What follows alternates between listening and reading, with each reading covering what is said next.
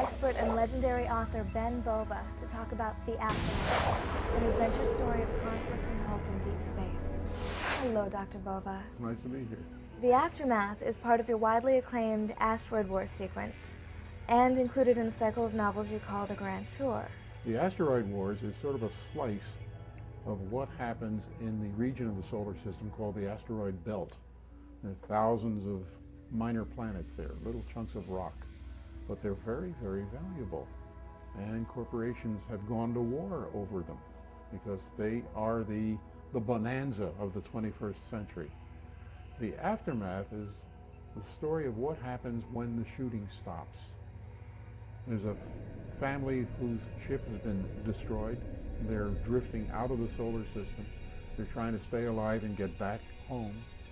And it's really the saga of what happens to those people. One of your main characters is a boy going kind of through puberty and Yes. becoming a man in this setting. Well, his first and major challenge is to stay alive. Remember, he's in a spaceship. There's nothing between him and the vacuum of space but it's some thin metal walls. And the ship is breaking down.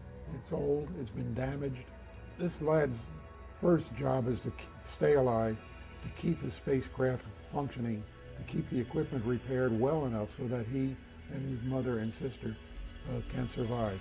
You're an expert on science and space technology. What made you decide to write many of your novels in the science fiction genre?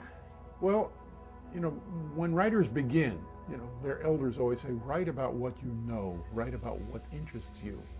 And I've worked a good part of my life with scientists. I worked with the man who figured out what makes the sun shine. I've worked with people who invented the first high-powered lasers. An awful lot of what goes into my fiction comes straight out of the real laboratories. I'm trying to show what it would be like, really, to be in space in the asteroid belt, 4 times farther from the sun than we are here on Earth. How do you build a spacecraft that can keep a family alive for years at a time? I've often said that my spaceships work a lot better than NASA's. but a lot of thought goes into the design of them and try to make them realistic so that the reader can believe that this is actually happening. Can you tell us about the Asteroid Wars sequence? The earlier novels in the Asteroid Wars series, the Precipice, the Rock Rats, and the Silent War, talk about these wars, these conflicts, both at the corporate boardroom level and out in space where people are fighting and killing each other.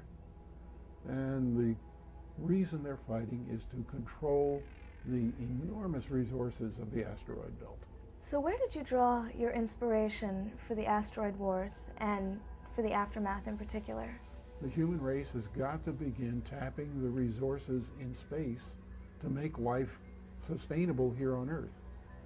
And as we move industry and mining into space, we can stop tearing up the planet Earth. We can make Earth a residential zone. It's important that people understand what we can do and what our problems may be in the future. I think of science fiction writers as sort of scouts who are going out into the future and sending back reports to us. Tell us this is what you want to do, this is where you want to go. Or avoid this, it's a terrible trap. So I think science fiction is, in its way, the most realistic fiction being written today. Dr. Bova, thank you so much for talking with us today. Well, thank you, Tara. It's been a real pleasure. Pulsing with intensity and action, The Aftermath by legendary author Ben Bova will draw readers in from the very first page.